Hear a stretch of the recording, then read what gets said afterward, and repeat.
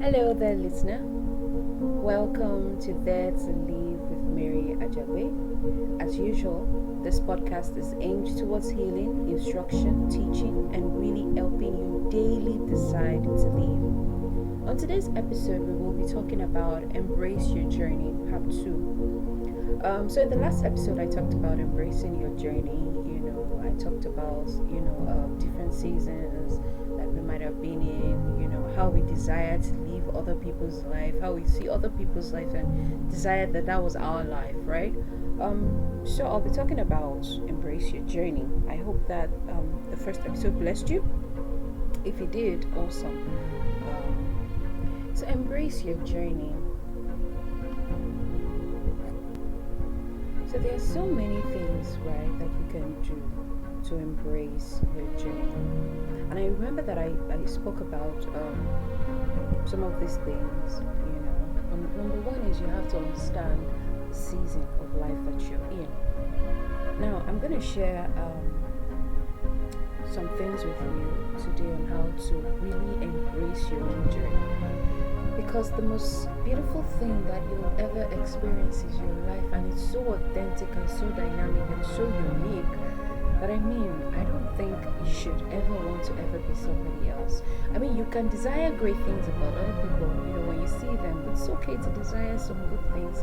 In fact, desire to have a good life, yes, but let it be that it is your life, not somebody else's life, right?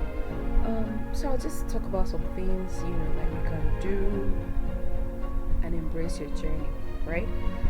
So first thing that I would like to share is you have to know what is important, right? What is important to you? What is important in your life?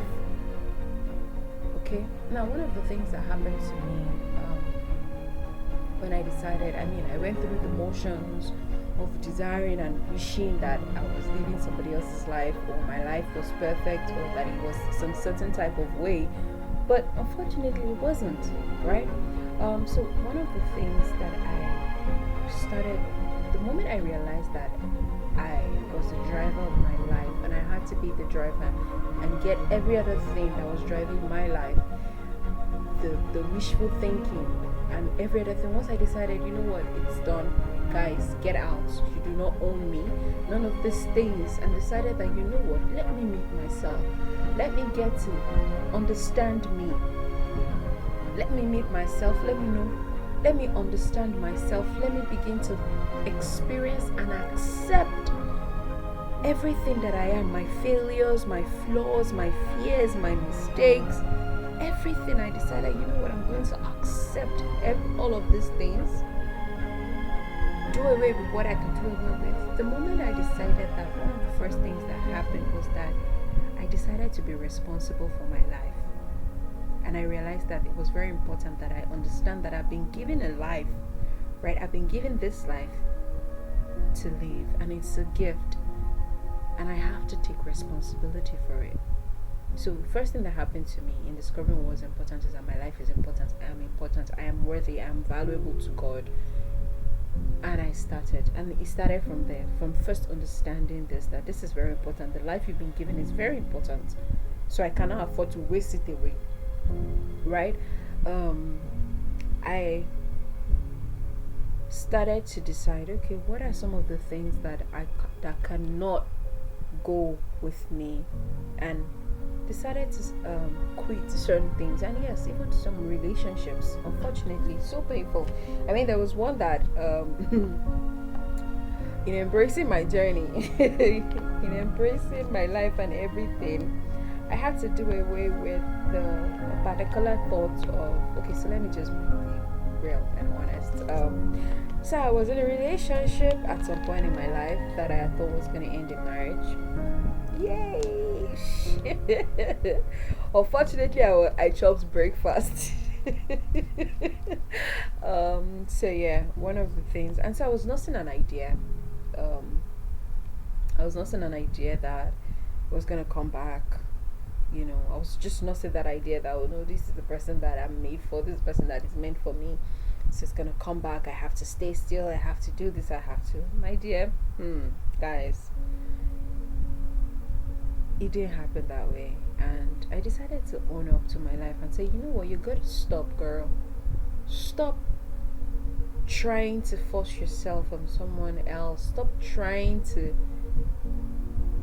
stop really just stop. I mean, that's as best as I could put it, right? And I decided to own it and embrace that this is not gonna happen. This guy is not gonna come back. You have to move on with your life. You have to leave. Right? You have to leave and play your life really, because I put it on pause, right? And so I had to play it and I had to, you know. And so some of the things that another thing that happened again to me was that I started to embrace new way of thinking. I had a very rigid mindset. Oh my goodness, my mindset was so rigid. I had a very, very rigid mindset, you know. And one of the things that happened was that I started to embrace new ways of thinking, you know. And then, I mean, it was just a gift from God that I was in an environment where I started to get empowered with my mind, you know. So you can just imagine the things that started to happen to me, right? I started to own my life, you know, decided to own my life. I started to embrace new ways of thinking. First, I decided to let go of old thinking, of a lot of things that were not serving me and that were not serving my journey, you know, my current journey. We're not serving it. I decided to let go of it and embrace the gift of life that I have been given by God, right? And so I started to embrace new ways of thinking because I said I was now put in an environment that was empowering me to begin to think differently, to begin to have a flexible way of thinking, to begin to have a flexible mindset really. And I started to think different things, you know, started to really just embrace new ways of thinking. And I mean, really, guys, that's one another thing that you want to try. Embrace new ways of thinking. There's no one way to the market, you know. I just said that. So there's a Yoruba adage that says "Onokon waja." That means that there's no one way to the market. You know, there are many ways, you know, that you can use to get to the market. But what is most important is that you get to the market, right? And then you get to purchase all of the things that you came to the market to purchase, right? So another thing that happened again was, yeah, okay, I think I mentioned that, you know, being responsible. Another thing that happened was that I decided that I was not going to put my dreams on hold anymore. I was not going to put my life on hold anymore. I was going to move. I mentioned it earlier that I basically put my life on pause because of a particular, you know, incident that had happened. You know, I mean, okay, so guys, let me be as real as I can get. I basically put my life on pause for 5 years. Yeah, imagine that. I mean, 12 months in a year times 5 years. Imagine how many months I spent just. I mean, of course, see, I mean, that's like another topic for another day, you know, dealing with heartbreak and all of that. But I think it had to take me that long to deal because it wasn't just that, it was a whole lot of things in my life that I had to deal with. But at that point, you know how you've had a coping mechanism for so long, you've just been dealing and you've been dealing with things and it's been going on and on and on, and you get to a breaking point. Everybody gets to that tipping point where it's like, I can't take it anymore, and you begin to scream, you know. I think I got to that point with that relationship got me to my final point where I didn't have strength to deal anymore, and I broke down. I broke down in a very, very bad way, and I basically paused my life for 5 years, you know. So you can just imagine what that felt like. So I mean, one of the things that I decided to do was I was not going to put my dreams on hold.